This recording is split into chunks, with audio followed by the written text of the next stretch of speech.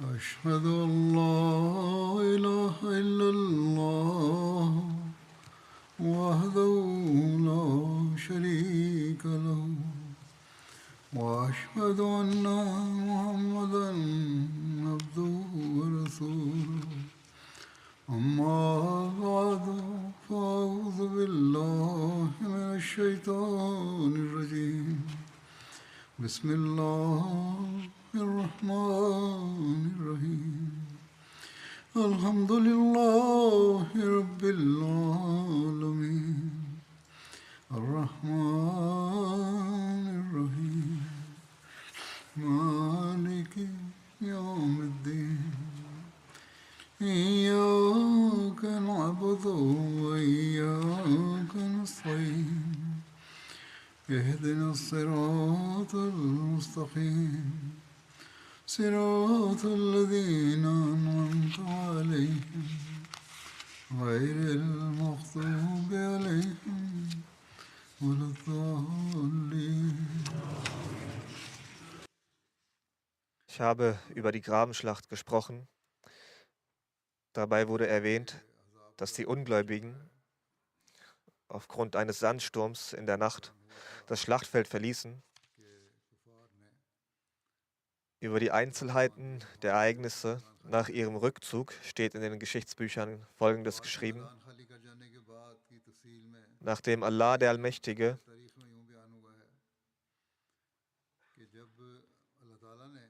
durch den heiligen Propheten sallallahu alaihi wasallam das Heer vertrieben hatte, sagte der heilige Prophet sallallahu alaihi wasallam: Al-ana narzuhum wa la yarzunana.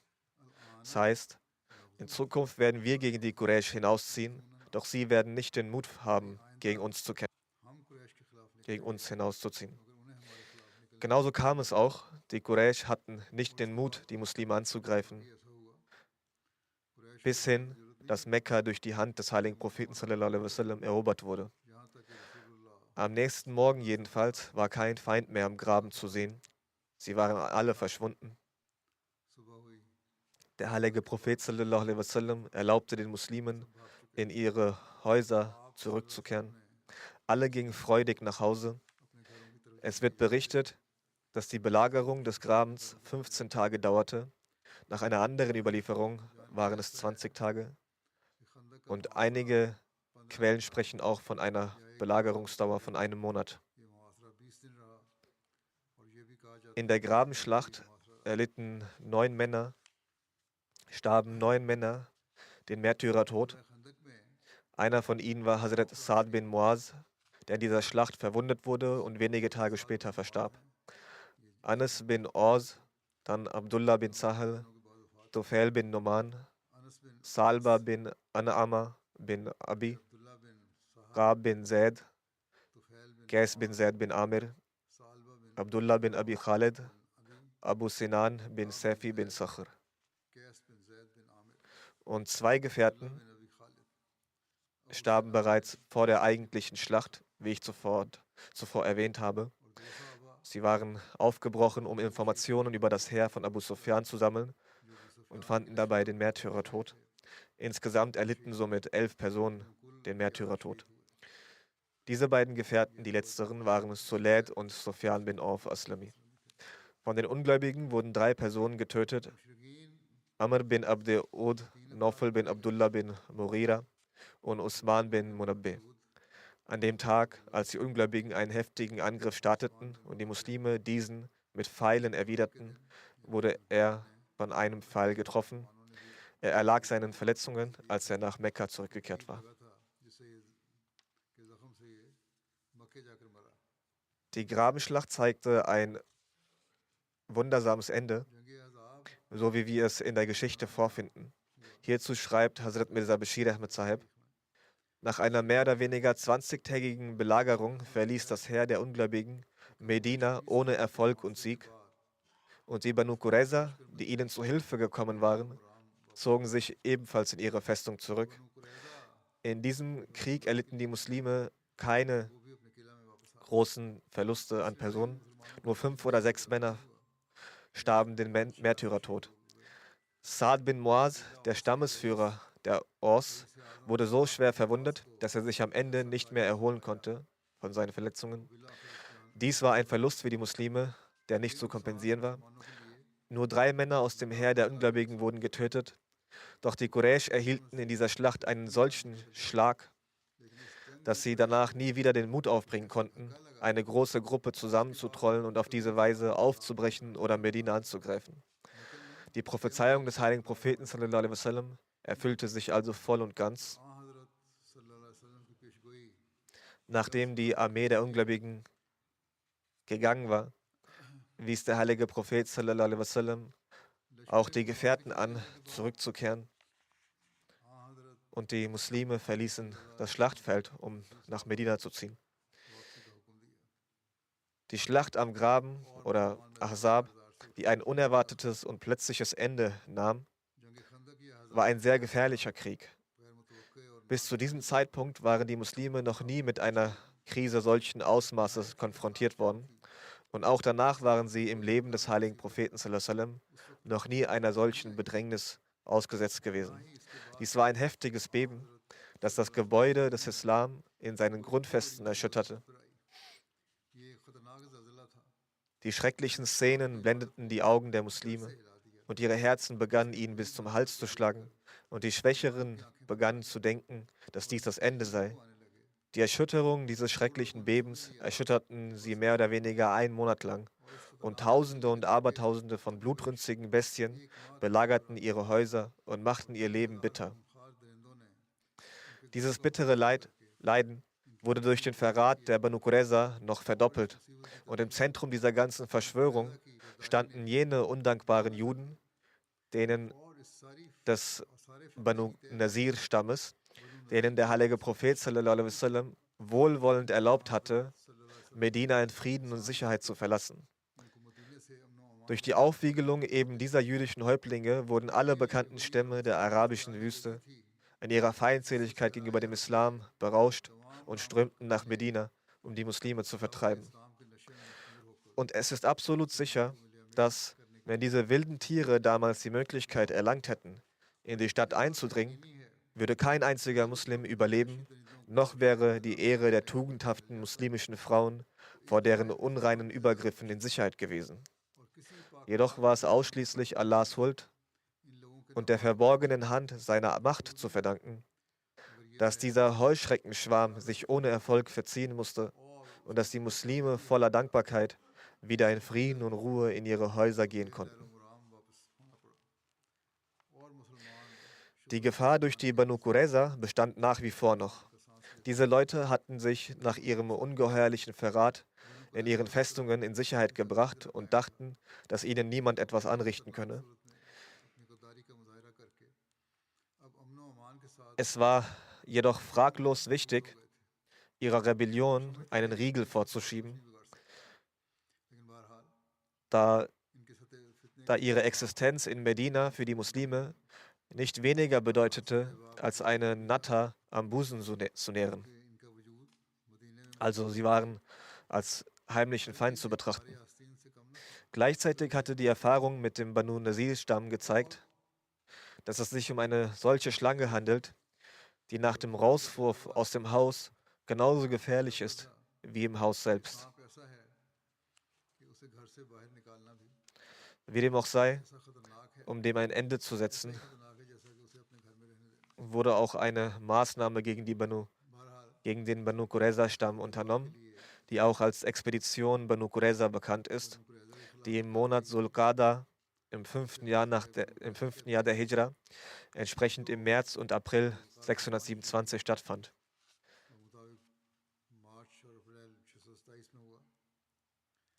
Sie wurde auch im Heiligen Koran erwähnt. Allah, der Hocherhabene, sagt: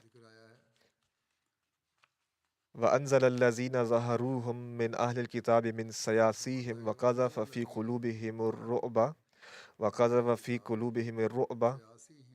فَرِيقًا تَقْتُلُونَ وَتَأْسِرُونَ فَرِيقًا وَأَوْرَثَكُمْ أَرْضَهُمْ وَدِيَارَهُمْ وَأَمْوَالَهُمْ وَأَرْضًا لَّمْ تَطَئُوهَا wa kana Allahu ala kulli shay'in qadira. Und er brachte die aus dem Volk der Schrift, die ihnen halfen, herunter von ihren Bogen und warf Schrecken in ihre Herzen. Einen Teil erschlugt ihr und einen Teil nahmt ihr gefangen. Und er ließ euch ihr Land erben und ihre Häuser und ihren Besitz und auch ein solches Land, durch das ihr bis dahin noch nie gestampft wart. Und Allah vermag alle Dinge zu tun.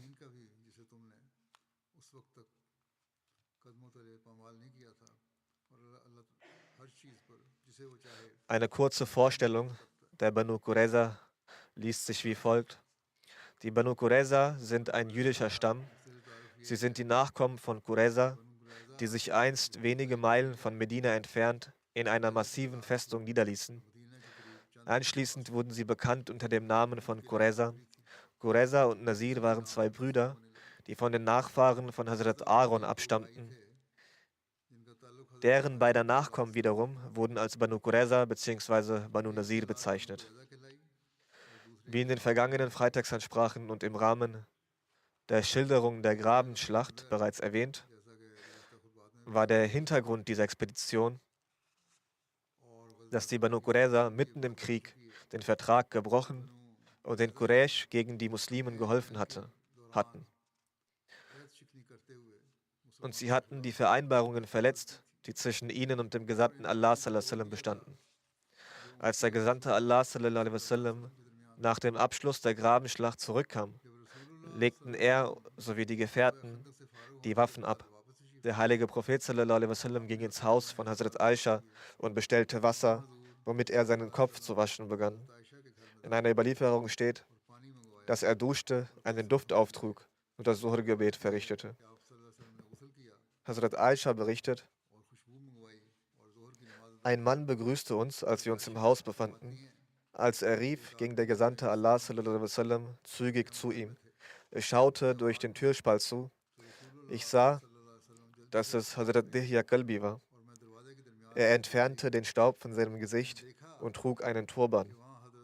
Der Gesandte Allah sallallahu alaihi wasallam stand gegenüber, angelehnt am Rücken des Reittieres.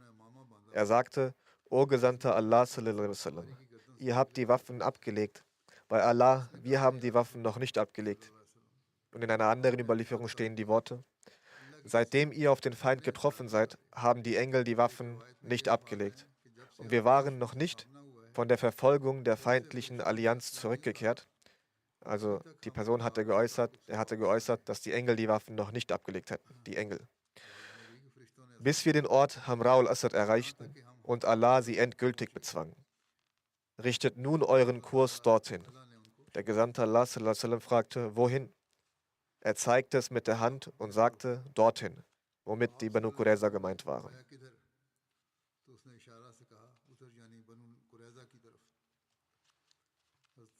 Hazrat Aisha sagt, dass sie wieder zurückging. Als der heilige Prophet sallallahu alaihi wasallam kam, fragte sie, O Prophet Allah sallallahu alaihi wasallam, wer war diese Person, mit der sie sich unterhielten? Der heilige Prophet sallallahu alaihi wasallam erwiderte, hast du ihn gesehen? Sie antwortete, ja. Er sallallahu alaihi wasallam fragte, wem sah diese Person ähnlich? Sie antwortete, Hazrat Dihya Kalbi.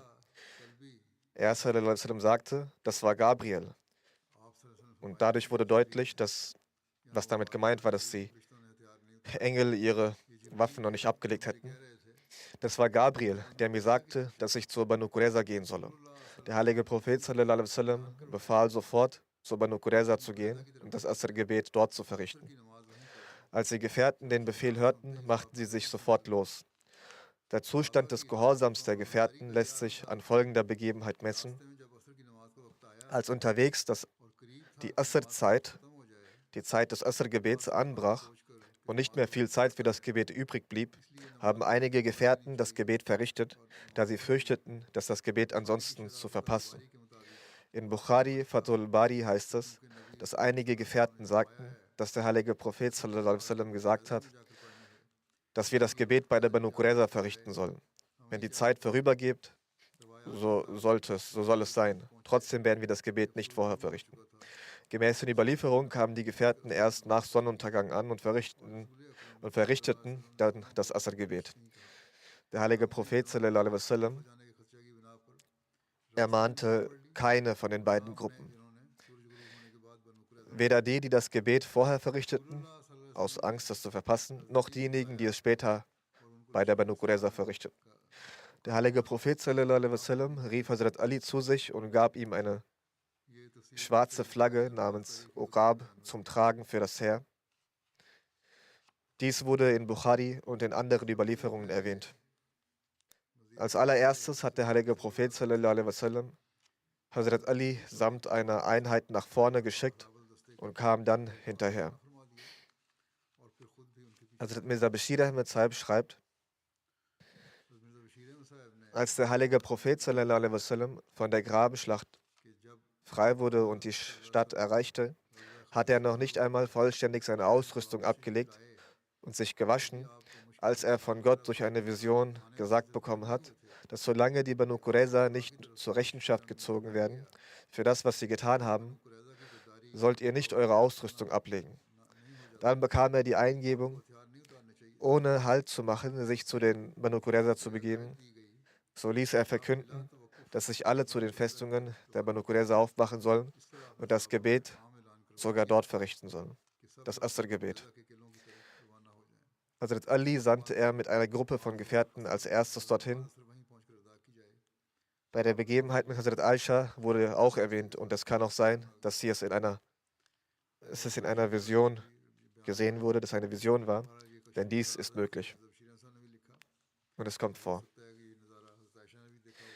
Über den Marsch zu Banu Qurayza steht geschrieben, der heilige Prophet sallallahu alaihi wasallam benannte Hazrat ibn Maktum als Stellvertreter in Medina und machte sich an einem Mittwoch auf den Weg zu Banu Qurayza.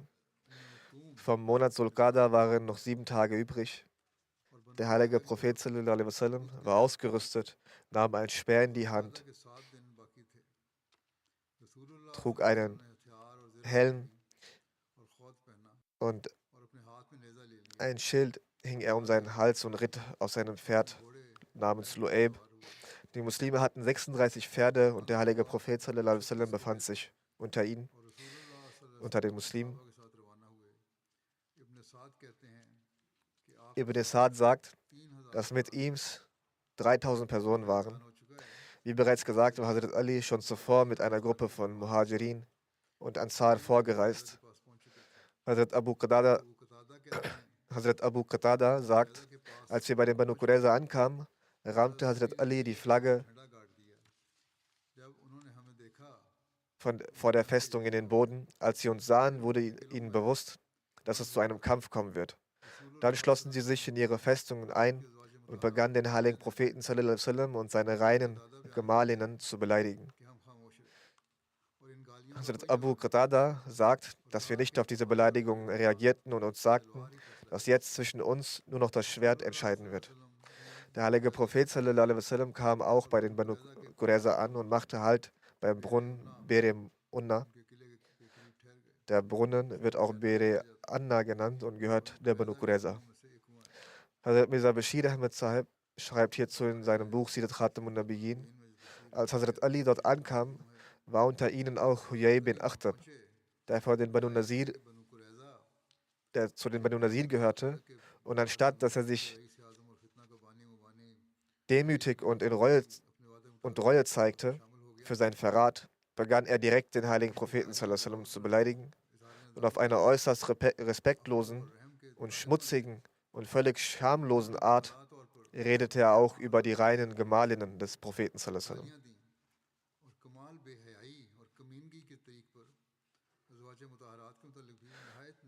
Kurz nachdem Hazrat Ali und seine Truppe aufgebrochen waren, machte sich auch der heilige Prophet sallallahu alaihi wasallam ausgerüstet von Medina aus auf den Weg. Er ritt auf einem Pferd, begleitet von einer großen Gruppe von Gefährten. Als er in der Nähe der Festungen der Banu Qurayza ankam, kam Hazrat Ali ein Stückchen entgegen, um den heiligen Propheten sallallahu alaihi wasallam zu empfangen. Er sagte: O Gesandter Allahs, ich denke, es ist nicht nötig, dass Sie selbst voranrücken. Wir werden, so Gott will, ausreichen. Der heilige Prophet sallallahu alaihi wasallam begriff den Hintergrund und fragte, haben die Banu Qurayza mich etwa beschimpft? Es war offensichtlich für ihn, dass Hazrat Ali ihn zurückhalten wollte, weil sie unangemessene Sachen gesagt hatten. Hazrat Ali antwortete, ja, o Gesandter Allahs, sallallahu alaihi wasallam. Der heilige Prophet sallallahu alaihi wasallam sagte, sei es drum. Qad uziya Musa bi aksara min haza. Das heißt, Moses wurde von diesen Leuten noch mehr verletzt. So ging der heilige Prophet sallallahu alaihi wasallam weiter und erreichte den Brunnen der Banu Qurayza, wo er das Lager aufschlug. Einer Überlieferung zufolge sagte der heilige Prophet sallallahu alaihi wasallam zu Hazrat Ali, es gibt keinen Grund zur Sorge, sie haben nicht den Mut, mir ins Gesicht etwas Schmähendes zu sagen. Und so schritt er mit äußerster Ruhe und Würde voran.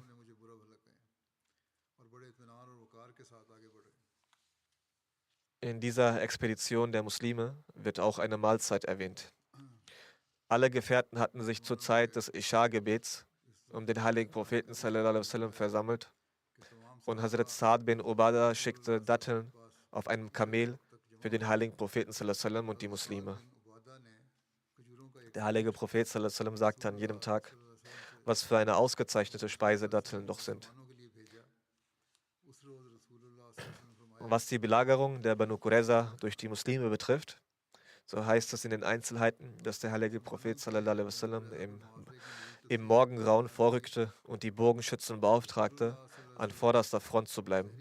Sie umzingelten die Festungen der Juden und beschossen sie mit Pfeilen und Steinen. Die Juden antworteten von ihren Festungen aus ebenfalls mit Pfeilen und dies dauerte bis zum Abend an. Die Muslime verbrachten die Nacht um den Festungen herum und griffen die Juden abwechselnd an. Der heilige Prophet sallallahu alaihi wasallam ließ den Beschuss mit Pfeilen permanent fortsetzen, bis die Juden nur noch ihr sicheres Ende sahen und den Beschuss auf die Muslime mit Pfeilen einstellten.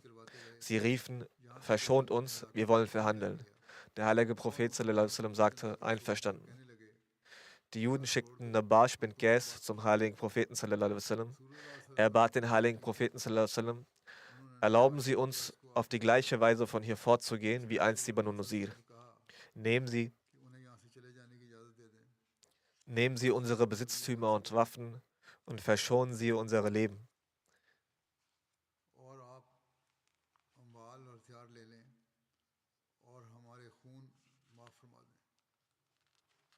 Wir werden ihre Stadt mit unseren Frauen und Kindern verlassen. Das war das Angebot der Juden. Und wir nehmen nur das mit, was jeweils ein Kamel tragen kann. Der heilige Prophet sallallahu alaihi wasallam lehnte dies ab.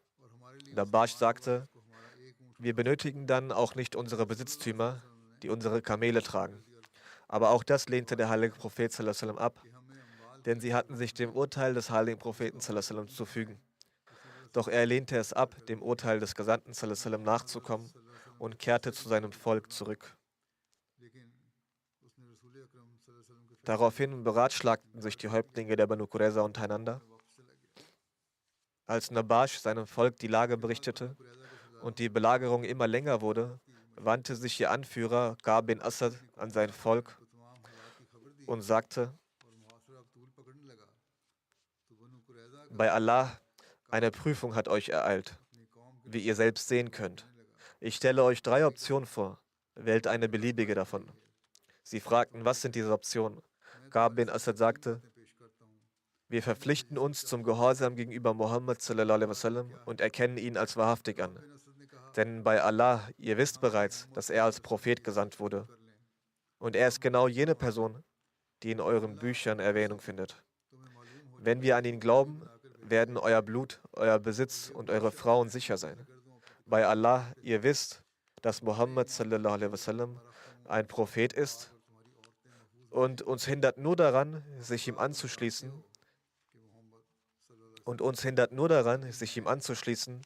dass er aus Arabien und nicht von den Israeliten stammt. Wo er auch nun sein mag, Allah hat ihn zum Propheten gemacht. Also das heißt, egal wer es ist, jedenfalls ist er der Prophet und das ist offensichtlich. Gab fügte hinzu, ich wollte niemals einen Vertrag brechen, aber diese Katastrophe und Prüfung ist wegen diesem Huyay bin Akhtab auf uns eingebrochen. Er saß ja daneben. Dann sagte Gab, erinnert ihr euch, was Ibn Jawaz das war ein früherer jüdischer Gelehrter, zu euch sagte, als er hier zu euch kam, als er hierher kam, er sprach, ich habe das Land des Weins, des Essigs und der Datteln, also das heilige Land, verlassen und bin in das Land von Wasser, Datteln und Gerste gekommen. Die Leute fragten damals, die Leute fragten, die anwesenden Leute fragten, warum das? Ka'b bin Asad antwortete, dass dieser Gelehrte geäußert hatte, aus diesem Ort wird ein Prophet hervorgehen. Wenn ich bis dahin am Leben bleiben werde, werde ich ihm Folge leisten und ihn unterstützen. Kommt er jedoch nach meinem Ableben, so bleibt achtsam, dass euch niemand in Bezug auf ihn blendet. Damit ist gemeint, akzeptiert ihn und lehnt ihn nicht ab. Ihr sollt ihm Folge leisten und zu seinem Freund und Helfer werden. Ich habe bereits an beide Bücher geglaubt, an das erste sowie an das letzte, also an das Buch, das auf den heiligen Propheten sallam, herabgesandt wurde. Und richtet ihm meinen Salam aus und sagt ihm, dass ich seine Wahrhaftigkeit bestätigt hatte. Hiernach sagte Ka'b, also kommt, lasst uns Muhammad sallam, Folge leisten und seine Wahrhaftigkeit bestätigen. Als die Leute des Stammes Banu Qurayza dies hörten, sagten sie, wir werden uns niemals von der Entscheidung der Tora trennen, also vom Buch Mose, von Hazrat Moses. Und wir werden sie niemals durch ein anderes Buch ersetzen. Darauf sagte Ka'b, wenn ihr nicht auf mich hört, dann lautet die zweite Option, dass wir unsere Frauen und Kinder töten und mit gezogenen Schwertern auf Muhammad sallallahu alaihi wasallam und seine Gefährten losgehen. So werden wir nichts zurücklassen, was uns belasten würde. Dann wird Allah schließlich zwischen uns und Muhammad sallallahu alaihi wasallam richten. Wenn wir geschlagen werden, werden nur wir untergehen und wir würden keine Nachkommen zurücklassen, um die wir uns fürchten müssten. Sollten wir doch siegen, schwöre ich bei meinem restlichen Leben, dass wir schon neue Frauen und Kinder finden werden. Die Leute sagten, sollen wir etwa diese Armen umbringen? Welchen Genuss am Leben werden wir noch haben, wenn sie tot sind? Ka'b erwiderte, wenn ihr auch diese Option nicht annehmt, dann folgendes. Heute ist die Nacht des Samstags, also des Sabbats, und es ist davon auszugehen, dass Muhammad sallallahu alaihi wasallam und seine Gefährten in der heutigen Nacht keine Gefahr von uns ausgehend sehen. Greift sie deshalb an, gut möglich, dass wir Muhammad sallallahu alaihi wasallam und seine Gefährten täuschen können. Sie sagten daraufhin, sollen wir unseren Sabbat verderben und etwas tun, was bisher noch niemand gewagt hat, außer demjenigen, den du auch kennst? Und dass dieser jene entstellt wurde, infolgedessen ist dir ebenfalls bekannt. So lehnten sie alle drei Optionen von Ka'b ab. Nach Ka'b sprach ein weiterer Jude namens Amr bin Sauda, O Gemeinde der Juden, ihr habt mit Muhammad sallallahu alaihi wasallam einen Vertrag geschlossen und ihr habt diesen Vertrag gebrochen, der zwischen euch und ihnen war. Weder war ich Teil von euch während dieser Vereinbarung, noch bin ich Teil eures Betrugs. Wenn ihr es ablehnt, deren Religion anzunehmen, dann seid wenigstens fest im Judentum. Also damit meinte er, wenn ihr sie schon ablehnen wollt, dann bleibt zumindest der Lehre des Judentums treu und zahlt ihnen die Jizya, die für die Nichtmuslime auferlegte Steuer. Bei Allah, ich weiß nicht, ob sie dies akzeptieren werden oder nicht. Sie sagten dazu, wir werden den Arabern keinen Tribut zahlen, nur um Freiheit zu erlangen. Also das kann nicht sein, das werden wir nicht zahlen. Da ist es besser, getötet zu werden. Amr sagte, so distanziere ich mich dann von euch. In derselben Nacht verließ er dann die Festung. Er lief an den Wächtern des heiligen Propheten sallallahu alaihi wasallam vorbei. Hazrat Muhammad bin Maslama war deren Aufseher. Er fragte, wer ist da? Daraufhin antwortete er, Amr bin Sauda. Hazrat Muhammad bin Maslama sagte, geh durch und betete, Allahumma la tahrimni iqalata asaratil kirami. O Allah, verwehre mir nicht die gute Tat, die Fehler der vornehmen Leute zu verdecken. Dabei machte er ihm den Weg frei.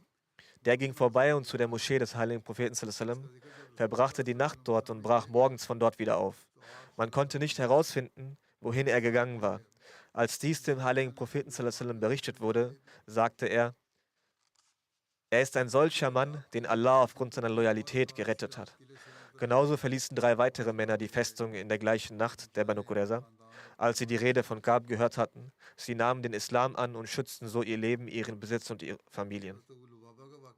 Die Begebenheit über Hazrat Abu Lubaba ist erwähnt worden. Es wird wie folgt beschrieben. Der heilige Prophet sallallahu alaihi wasallam hatte die Belagerung der Festungen intensiviert. Als die Belagerung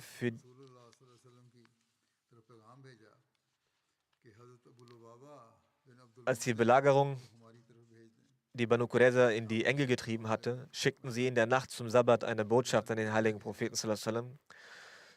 Schicken Sie Hazrat Abu Lubaba bin Abdul Munzir zu uns, damit wir uns mit ihm in unserer Angelegenheit beraten können. Er war eine angesehene Person des Stammes aus, der Bundesgenosse. Dieser Stamm war Bundesgenosse der Banu Qurayza. Der heilige Prophet sallallahu alaihi wasallam entsandte ihn. Als sie Hazrat Abu Lubaba sahen, begannen Männer auf ihn zuzukommen und die Frauen und Kinder begannen vor ihm zu weinen. Hazrat Abu Lubaba erweichte ihnen gegenüber. Sein Herz zeigte Empathie für sie. Das war eine Strategie, die sie umsetzten. Ka'b bin Asad sagte: O Abu Lubaba, wir haben nur Sie gewählt. Zweifellos ist Muhammad sallallahu alaihi wasallam zu nichts bereit, außer seine Entscheidung durchzusetzen. Was denken Sie? Sollten wir seine Entscheidung akzeptieren? Hazrat Abu Lubaba antwortete ja und machte mit seiner Hand danach am Hals eine Geste des Schlachtens. Hazrat Abu Lubaba berichtet: Bei Allah, meine Füße waren noch an derselben Stelle, als ich empfand, dass ich die Treue zu Allah und seinem Gesandten gebrochen hatte. Ich war beschämt darüber, was ich für eine Geste gemacht hatte und sprach: Wahrlich, Allah sind wir und zu ihm kehren wir heim. Als ich hinabstieg, war mein Bart mit Tränen durchnässt. Die Leute warteten auf meine Rückkehr. Ich nahm einen anderen Weg hinter der Festung und ging in die Moschee, jedoch nicht zum heiligen Propheten sallallahu alaihi wasallam. Zur Bestrafung band ich mich an einer Säule fest. Ich sagte mir, dass ich von hier nicht fortgehen würde, bis ich entweder sterbe oder Allah für diese Handlung meine Reue annimmt. Ich versprach Allah, dem Allmächtigen, dass ich niemals das Land der Banu Qurayza betreten werde und mich auch nicht wieder der Siedlung zuwenden werde, in der ich meine Treue zu Allah und seinem Gesandten sallallahu alaihi wasallam brach. Als der heilige Prophet sallallahu alaihi wasallam über meine Rückkehr und diese Handlung erfuhr, sagte er: Lasst ihn, bis Allah über ihn entschieden hat, wie Allah es vermag. Doch wäre er zu mir gekommen, hätte ich für ihn um Vergebung gebeten. Nun, da er nicht zu mir gekommen ist und fortgegangen ist, so lasst ihn. Hazrat Abu Lubaba berichtet: Ich befand mich in großem Kummer. Viele Nächte vergingen, in denen ich weder etwas trank noch aß. Ich sagte mir, dass ich in diesem Zustand verbleiben werde, bis ich diese Welt verlasse oder Allah meine Reue akzeptiert. Ich erinnerte mich an meinen Traum, den ich gesehen hatte, als wir die Banu Qurayza belagert hatten. Und zwar, dass ich mich in übelriechender, schwarzer Erde befand und ihr nicht entkommen konnte. Ich war kurz davor, an dem Gestank zu sterben, doch dann erblickte ich einen Fluss und sah, wie ich mich darin wasche, bis ich rein war und einen guten Duft vernahm. Als ich Hazrat Abu Bakr damals nach der Deutung dieses Traums fragte, sagte er: Du wirst in eine solche Situation verwickelt sein, wegen der du in Kummer verfallen wirst. Dann wirst du aus ihr befreit werden. Daher dachte ich, festgebunden an der Säule, an Hazrat Abu Bakrs Worte zurück und hoffte, dass Allah mir vergeben wird. Er berichtet weiter: Ich verblieb in diesem Zustand, bis ich vor lauter Schwäche nichts mehr hören konnte. Er war in eine Säule gebunden. Der heilige Prophet sallallahu alaihi wasallam blickte mehrmals zu mir. Ibn Hisham berichtet, dass er 6 Nächte lang angebunden blieb. Letztendlich offenbarte Allah, der Allmächtige, zur Vergebung von Abu Lubaba den Vers: وَآخَرُونَ أَتَرَفُوا بِذُنُوبِهِمْ خَلَطُوا عَمَلًا صَالِحًا وَآخَرَ سَيِّئًا عَسَى اللَّهُ أَن يَتُوبَ عَلَيْهِمْ إِنَّ اللَّهَ غَفُورٌ رَحِيمٌ. Und es sind andere, die sich ihrer Schuld bekannten. Sie vermischten eine gute Tat mit einer anderen, schlechten. Bald wird Allah sich mit Erbarmen zu ihnen wenden. Allah ist allverzeihend, barmherzig. Der Vers über die Reue von Abu Lubaba wurde dem heiligen Propheten sallallahu alaihi wasallam zur Zeit des Fastenbeginns bzw. Im Morgengrauen offenbart. Zu dem Zeitpunkt befand sich der heilige Prophet sallallahu alaihi wasallam im Haus von Hazrat Salma. Hazrat Salma sagt, sie berichtet: Ich sah den heiligen Propheten sallallahu alaihi wasallam im Morgengrauen lächelnd. Ich sagte: O Prophet Allah, sallallahu alaihi wasallam, möge Allah sie stets lachen und lächeln lassen. Weshalb lächeln sie so? Er sallallahu alaihi wasallam sagte, für Abu Lubaba gibt es eine frohe Botschaft. Ich fragte, O Prophet Allah, sallallahu alaihi wasallam, darf ich ihm diese Botschaft mitteilen? Er sallallahu alaihi wasallam antwortete, wieso nicht? Wenn du magst, kannst du ihm die frohe Botschaft mitteilen. Dann stellte sie sich an die Tür ihres Hauses und fing an zu rufen, O Abu Lubaba, sei erfreut, denn Allah hat deine Bitte um Vergebung angenommen. Leute gingen zu ihm, um ihn loszubinden, doch Hazrat Abu Lubaba sagte, nein, nur der heilige Prophet sallallahu alaihi wasallam wird mich losbinden. Er sagte, dass er angebunden ist und nun nur der heilige Prophet sallallahu alaihi wasallam ihn losbinden wird. Als der heilige Prophet sallallahu alaihi wasallam zum Fajr-Gebet kam, band er sallallahu alaihi wasallam mit seinen Händen ihn los. Hazrat Abu Lubaba sagte, O Prophet sallallahu alaihi wasallam, meine Vergebung sollte darin bestehen, dass ich die Häuser meines Volkes verlasse, in denen ich gesündigt habe und mein gesamtes Hab und Gut für Allah und seinen Gesandten spende. Der heilige Prophet sallallahu alaihi wasallam erwiderte, O Abu Lubaba, für dich reicht ein Drittel. Es sollte klar sein, dass in den Sihah Sitta, also in den 6 authentischen Hadith-Büchern, keine Einzelheiten über die Begebenheit von Abu Lubaba zu finden sind. Es ist möglich, dass sich die Menschen damals das Handzeichen von Abu Lubaba selbst gedeutet hätten. Es wurde jedenfalls in den Geschichtsbüchern erwähnt. Auch Hazrat Mirza Bashir Ahmed Sahib hat Einzelheiten zu dieser Begebenheit genannt. Er sagt, als die Banu Qurayza schließlich von der Belagerung erschöpft wurden, schmiedeten sie einen Plan. Ihre Idee war, einen Muslim in ihre Festungen einzuladen, der Beziehungen zu ihnen unterhielt und aufgrund seiner Schlichtheit leicht zu beeinflussen war, damit sie versuchen konnten, herauszufinden, was der heilige Prophet sallallahu alaihi wasallam mit ihnen vorhatte. Daher schickten sie einen Abgesandten zum heiligen Propheten sallallahu alaihi wasallam mit der Bitte, Abu Lubaba bin Munzir Ansari zu ihrer Festung zu schicken, damit sie ihn befragen könnten. Der heilige Prophet sallallahu alaihi wasallam erlaubte Abu Lubaba und er ging zu ihrer Festung. Die Häuptlinge der Banu Qurayza hatten geplant, dass, sobald Abu Lubaba die Festung betrat, alle jüdischen Frauen und Kinder ihn umzingeln und zu weinen und zu klagen beginnen sollten, um ihm den Schmerz ihres Leids und ihrer Not auf das Herz zu drücken. So tappte Abu Lubaba in diese Falle und sobald er ihre Festung betrat, begann er, Mitleid mit ihrer sogenannten Bedrängnis zu haben. Als die Banu Qurayza fragten, O Abu Lubaba, unser Zustand ist vor dir. Sollen wir aus unseren Festungen heraustreten und unser Schicksal Muhammad sallallahu alaihi wasallam überlassen? Abu Lubaba bejahte dies spontan, fuhr sich aber gleichzeitig mit der Hand über die Kehle und deutete damit an, dass der heilige Prophet sallallahu alaihi wasallam sie zum Tode verurteilen wird. Doch das war absolut falsch und der heilige Prophet sallallahu alaihi wasallam hatte nicht einmal ansatzweise eine solche Absicht angedeutet. Jedoch, beeinflusst von ihrer Demonstration des Elends, begannen die Gedanken von Abu Lubaba so emotional in Richtung Schmerz und Leid zu fließen, dass seine Vorstellungen dem Tod nahe kamen. Dieses falsche Mitgefühl von Abu Lubaba, aufgrund dessen er danach auch selbst Reue empfand und sich in dieser Reue an eine Säule in der Moschee fesselte, bis der heilige Prophet sallallahu alaihi wasallam ihm vergab und ihn mit seiner eigenen Hand losband, wurde zur Quelle des Ruins der Banu Qurayza. Sie bestanden hartnäckig darauf, dass sie die Entscheidung des heiligen Propheten sallallahu alaihi wasallam nicht akzeptieren würden.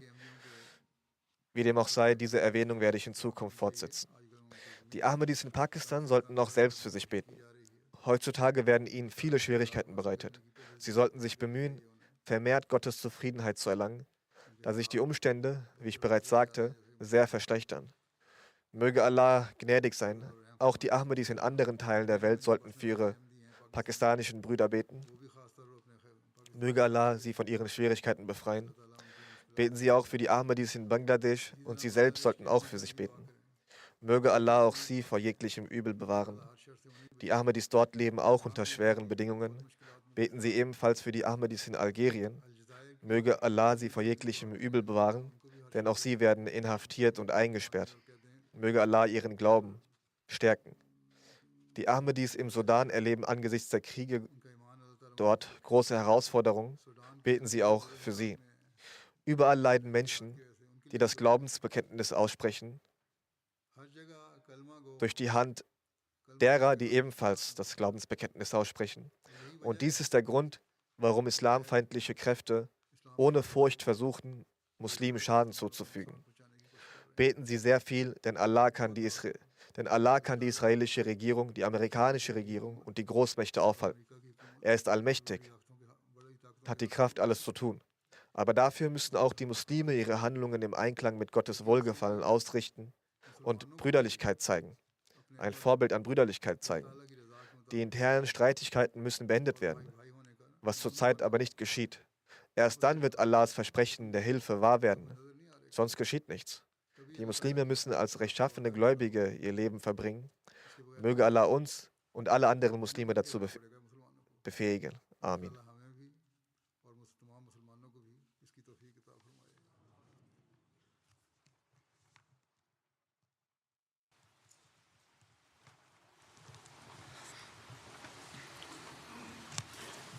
الحمد لله نحمده ونستعينه ونستغفره ونؤمن به ونتوكل عليه ونعوذ بالله من شرور أنفسنا ومن سيئات أعمالنا من يهده الله فلا مضل له ومن يضلل فلا هادي له ونشهد أن لا إله إلا الله ونشهد أن محمدا عبده ورسوله عباد الله رحمكم الله إن الله يأمر بالعدل والإحسان وإيتاء ذي القربى وينهى عن الفحشاء والمنكر والبغي يعظكم لعلكم تذكرون اذكروا الله يذكركم وادعوه يستجب لكم ولذكر الله أكبر